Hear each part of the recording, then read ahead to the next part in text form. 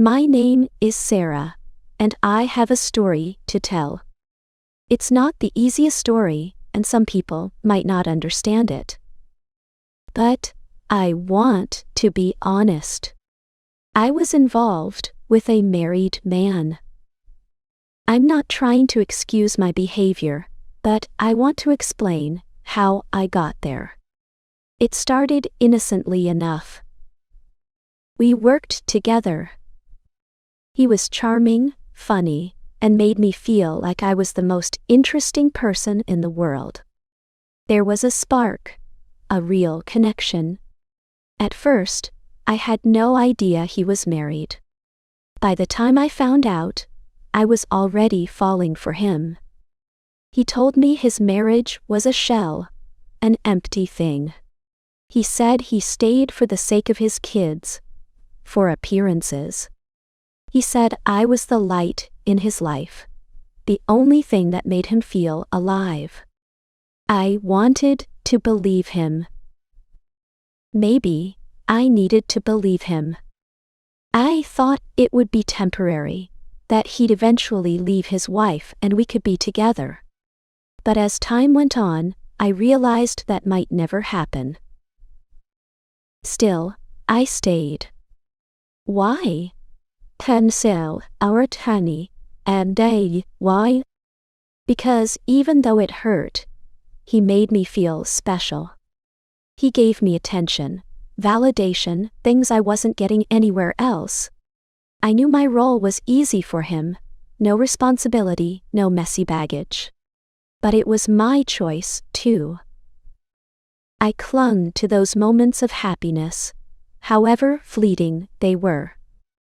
I hoped I meant something real to him. It was a bittersweet situation, a mixture of joy and pain. I spent countless nights wondering why I stayed. Was I afraid of being alone?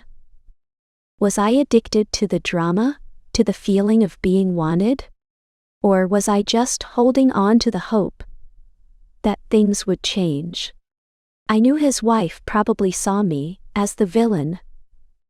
If I were in her shoes, I probably would have hated me too. But I lived in my own little bubble of hope, waiting for crumbs of affection. Sometimes, I even dreamed of having a family of my own someday. I knew deep down that I couldn't live like this forever. I had to find the strength to leave. But for a long time, I stayed because I thought I was in love. And love, as I learned, isn't always a fairy tale. I spent so much time lost in my thoughts, analyzing everything. I loved him, yes, but I was also incredibly sad and anxious. Could I really keep living this way, always waiting, always second best? I felt like I deserved more, but the fear of the unknown held me back. The fear of being alone was a heavy burden.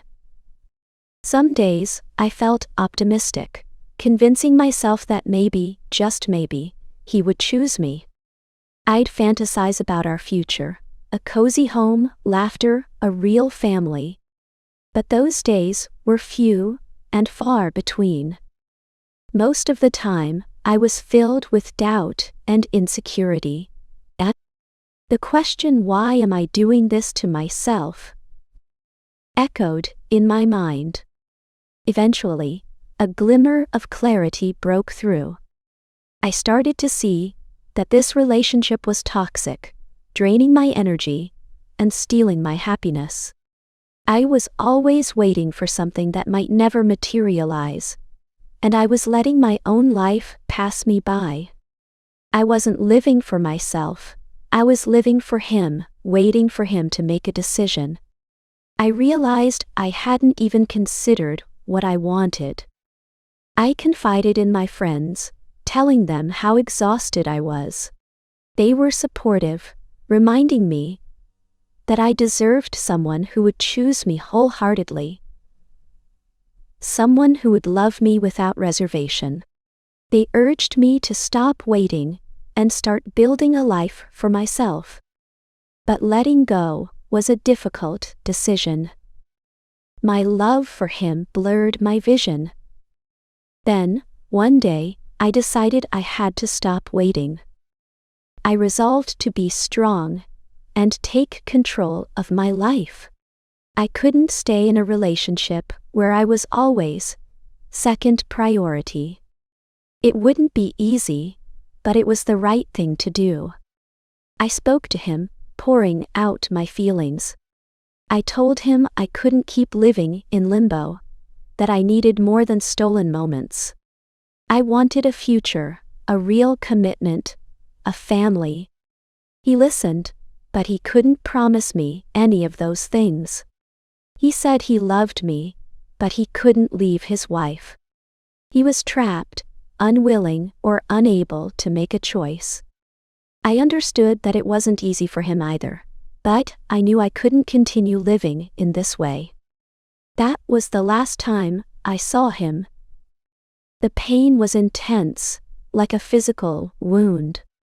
My heart ached, but slowly, very slowly, I began to heal. I discovered that I didn't need him to be happy. The key was to find happiness within myself. I started focusing on my own needs and desires.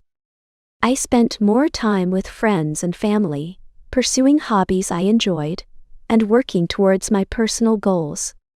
I started to dream about my future again, a future where I was in control. Months turned into a year, and I grew stronger. I learned that I could be content alone, that I didn't need someone else to complete me. I learned to love and appreciate myself. I began to envision the kind of person I wanted to share my life with. Someone who would love me unconditionally, without secrets or games. One day, I met someone new. He was kind, genuine, and respectful.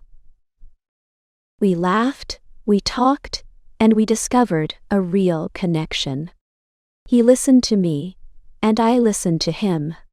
We spent time together, and slowly, I realized that I was ready for a fresh start. I was no longer the woman waiting for someone who couldn't choose her. I was a woman who knew her worth, a woman who was ready for a real, healthy relationship. In the end, I found peace. I learned that true love isn't about waiting or being the other woman.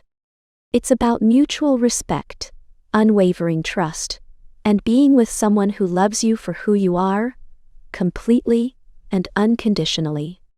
And now, I'm finally ready for that kind of love. If you liked my story, hit that like button, subscribe for more, and share it with anyone who might need to hear it. Thanks for listening. Wow, Chi Pearl, and saw Tanisit Cheryl